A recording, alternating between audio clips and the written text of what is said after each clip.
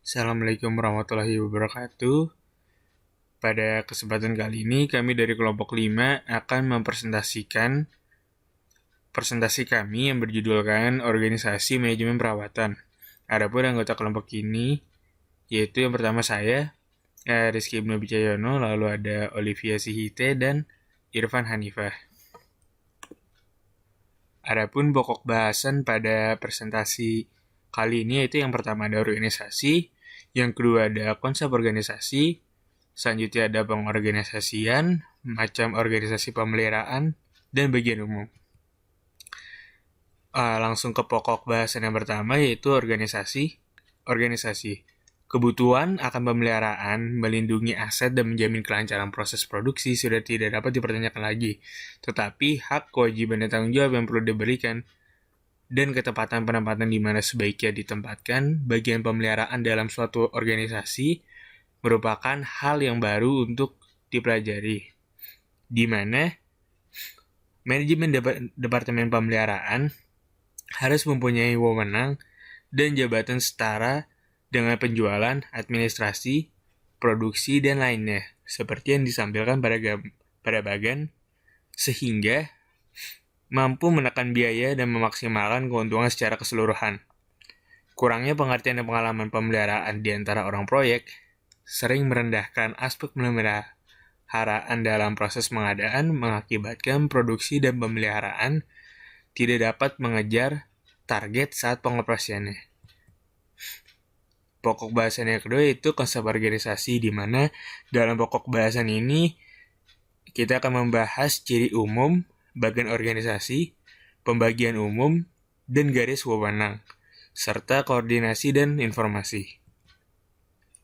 Ciri umum bagian pemeliharaan dalam suatu organisasi yang pertama itu ada pembagian tenaga kerja, yang kedua itu mempunyai hierarki atau wewenang jabatan, yang ketiga memiliki prosedur dan peraturan yang jelas, yang keempat keputusan yang adil, yang kelima penempatan berdasarkan kualifikasi teknik, dan yang keenam memaksimumkan efisiensi organisasi. Selanjutnya, bagian organisasi. Pengalokasian dari staf kecil ini dari karyawan umum ditempatkan dalam pekerjaan umum mengikuti batas organisasi yang jelas, sehingga hak, kewajiban, tanggung jawab, dan hubungan kerjasama dapat ditentukan. Tidak ada yang lebih merusak moral departemen selain ketidakpastian mengenai hak, kewajiban, wewenang, dan tanggung jawab, dan juga pengakuan lingkungan. Selanjutnya, terdapat pembagian umum. Departemen pemeliharaan dalam suatu organisasi biasanya terbagi menjadi 3 tingkatan, yaitu yang pertama tingkat manajemen, yang kedua tingkat perencana, dan yang ketiga tingkat pelaksana. Untuk detail pembagiannya sendiri tentang komponen yang ada di setiap tingkat dapat dilihat pada bagian yang sering ditampilkan. Selanjutnya garis wewenang, di mana yang pertama urgensi penempatan departemen pemeliharaan pada level yang sama dengan departemen produksi adalah akibat dari bagian pemeliharaan yang dijadikan bagian dari fungsi produksi atau tidak ditempatkan pada level yang sama, menyebabkan kesalahan pengambilan keputusan yang umumnya yaitu yang pertama, pemeliharaan peralatan dan permesinan tanpa mempertimbangkan kesulitan yang akan dihadapi bagian pemeliharaan. Lalu yang kedua, bagian produksi tidak mau menyerahkan mesin pada saat pemeliharaan, dan setelah beberapa saat kemudian mereka meminta mesinnya kembali. Yang ketiga, penyalahgunaan permesinan dalam usaha mengejar target produksi, sehingga hampir tidak mungkin untuk menjalankan tugas pemeliharaan. Selanjutnya, yaitu adalah manajer produksi dan manajer pemeliharaan, di mana manajer produksi bertanggung jawab atas peralatan sebanyak waktu pakainya kecuali saat terjadi halangan saat pemakaian alat tersebut, sehingga manajer pemeliharaan mengambil alih tanggung jawab dan melakukan pemeliharaan secara profesional agar dapat dipakai lagi mesinnya untuk melakukan produksi. Setelah pengorganisasian pemeliharaan dilakukan, prinsip dasar dari manajemen juga harus dijalankan untuk menjaminkan penyesuaian pengoperasian sehingga tidak ada kasus tertentu dalam departemen pemeliharaan yang memperbolehkan adanya peloncatan instruksi, tanggapan, permintaan, dan penugasan tanpa melalui jalur garis wewenang yang seharusnya. Selanjutnya adalah koordinasi. Koordinasi antara manajer pemeliharaan dan manajer produksi mempunyai beberapa tugas utama atau tujuan utama, yaitu yang pertama, menerima, memeriksa, dan mengklasifikasikan perintah kerja sesuai dengan prioritasnya, dan yang kedua, mencatat jumlah jam kerja orang-orang, peralatan, dan material yang dibutuhkan. Lalu, mengirimkan perintah kerja terisi kepada bagian akunting. Yang keempat, menyimpan duplikat catatan pemerintah kerja dalam lemari permesinan. Dan yang kelima, menerima, memeriksa, dan mengklasifikasikan perintah kerja sesuai dengan prioritasnya. Lalu, selanjutnya adalah aspek informasi, di mana sistem informasi merupakan modal dasar dalam suatu organisasi untuk mencapai keharmonisan kerjasama antara setiap karyawan, dan juga merupakan bahan yang digunakan untuk melakukan pengambilan keputusan oleh para pengambil keputusan, di mana perekayasa pemeliharaan merupakan sosok yang ideal untuk merancang sistem informasi, dikarenakan perekayasa pemeliharaan merupakan sosok yang mengerti tahap pelaksanaan pemeliharaannya dan juga mempunyai waktu untuk melakukan pengembangan tentang sistem informasi pemeliharaan dan juga berada pada posisi yang terbaik untuk memonitor pelaksanaannya. Selanjutnya yaitu pengorganisasian. Pengorganisasian dibagi menjadi 3. Yang pertama itu evaluasi sebelum pengorganisasian ulang. Yang kedua tahap pengorganisasian. Dan yang ketiga pertimbangan pengorganisasian. Yang pertama evaluasi sebelum pengorganisasian ulang. Pengorganisasian pemeliharaan harus disesuaikan dengan yang dibutuhkan perusahaan. Dalam rencana perubahan organisasi pemeliharaan, kebijakan dan prosedur keberadaan pemeliharaan perlu dimengerti terlebih dahulu. Yang harus dimengerti yang pertama yaitu struktur dari unit atau departemen pemeliharaan. Yang kedua, praktek pemeliharaan pencegahan, jadwal pengerjaan, pengiriman material, dan standar-standar pemeliharaan. Yang ketiga, ketetapan persetujuan modal kerja pemeliharaan. Yang keempat, prosedur akunting akumulasi dan distribusi pemeliharaan. Yang kelima, bantuan dari pemasok luar. Dan yang keenam, program training. Selanjutnya yang kedua yaitu tahap pengorganisasian. Sama seperti teori organisasi dimanapun, pengorganisasian bagian pemeliharaan menjadi bagian dari organisasi perusahaan. Secara umum, tahap pengorganisasian dibagi menjadi 5. Yang pertama, perencanaan, yang kedua pengorganisasian, yang ketiga penempatan, yang keempat pengarahan dan pengawasan, dan yang kelima evaluasi. Adapun faktor yang tidak boleh dilupakan dalam tahap pengorganisasian antara lain penentuan dasar pembagian wewenang dengan sedikit bahkan tanpa bersinggungan. Yang kedua, garis wewenang dan tanggung jawab vertikal diusahakan pendek. Yang ketiga, yaitu mengoptimumkan jumlah laporan bawahan kepada atasan. Umumnya berkisar antara 3-6 orang, sesuai dengan perkiraan jumlah laporan yang akan ditangani oleh otak satu orang secara efektif. Dan yang terakhir yaitu sesuai organisasi dengan pengaruh perorangan. Yang ketiga yaitu pertimbangan pengorganisasian. Banyak hal yang perlu dipertimbangkan dalam pengembangan organisasi perekayasa pemeliharaan. Selalu diperlukan pertimbangan pada daerah tertentu sehingga struktur akhir akan merupakan bagian pemeliharaan yang cukup fleksibel untuk dimodifikasi sesuai dengan kebutuhan. Adapun beberapa hal yang harus diperhatikan yaitu yang pertama tipe operasi. Ini pemeliharaan mungkin diutamakan dalam beberapa tempat, seperti contoh misalnya bangunan, mesin, pekerjaan, ataupun peralatan elektronik. Yang selanjutnya yaitu kelanjutan operasi. Ini dengan menggunakan 5 hari kerja atau 7 hari kerja, yang akan mempengaruhi besar dari Departemen Pemeliharaan. Selanjutnya yaitu situasi geografis. Tipe pemeliharaan efektif harus menyesuaikan dengan mempertimbangkan penyebaran perusahaan.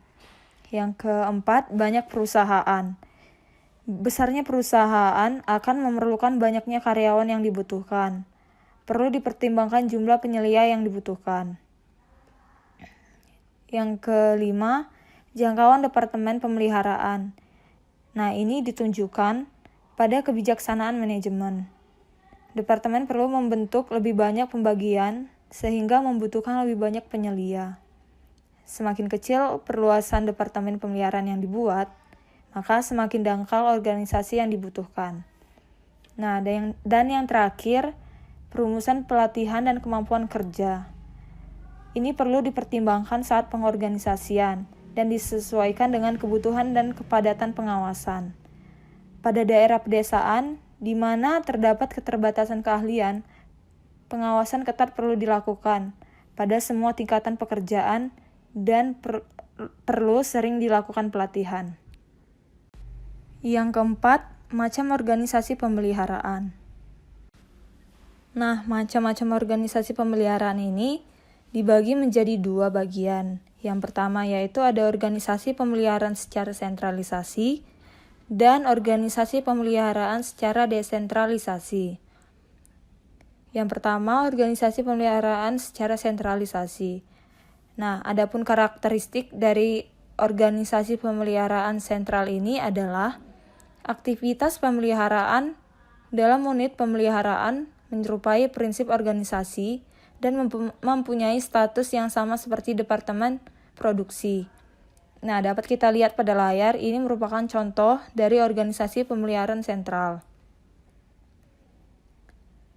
Jika pabrik berukuran kecil, kompak dan komunikasi antara unit dan antar departemen mudah dicapai, mudah dan cepat, nah disarankan menggunakan organisasi pemeliharaan sentral yang ditempatkan di bawah manajer perawatan yang sejajar dengan manajer produksi.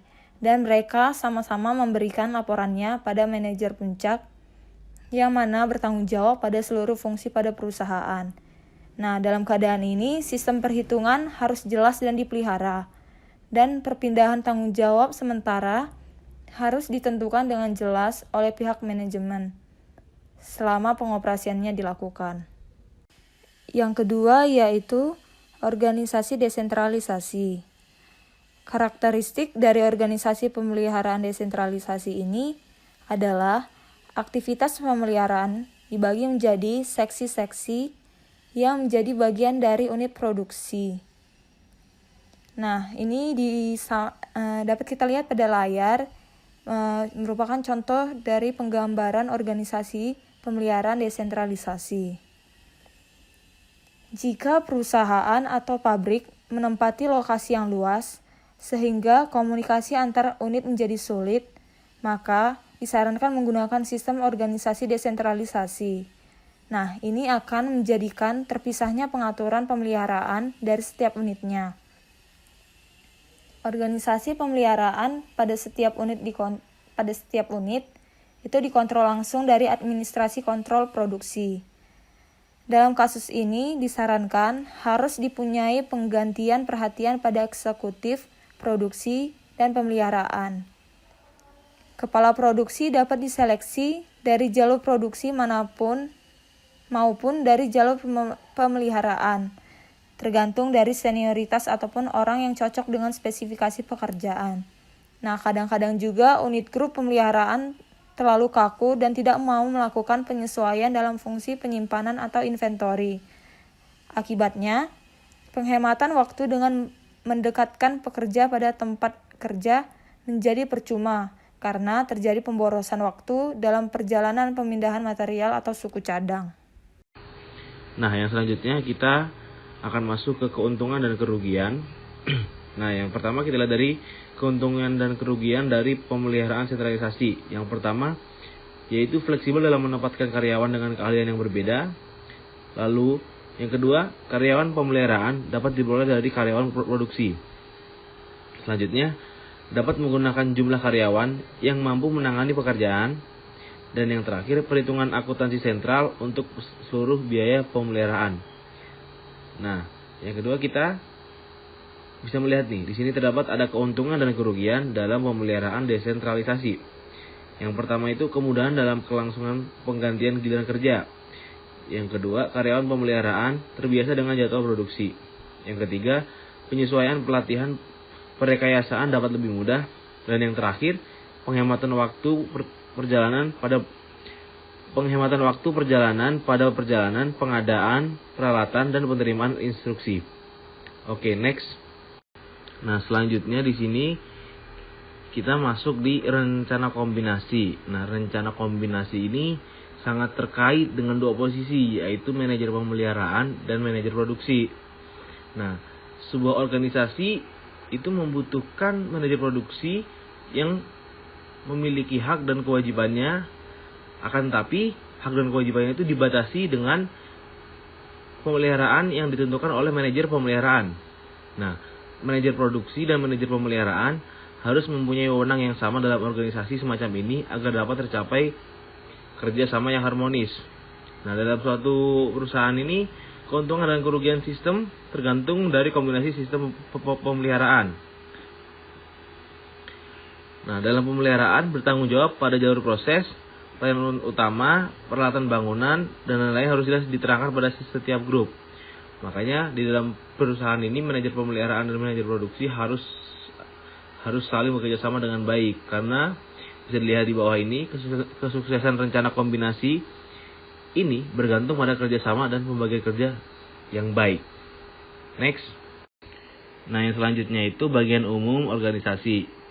Nah, pada saat pengorganisasian kembali, jasa pelayanan ini biasanya diserahkan kepada bagian lain. Pertimbangan yang teliti itu sangat diperlukan sebelum penyerahan tugas agar jasa pelayanan ini tidak saling tumbang tindih. Jasa pelayanan dari Departemen Pemeliharaan.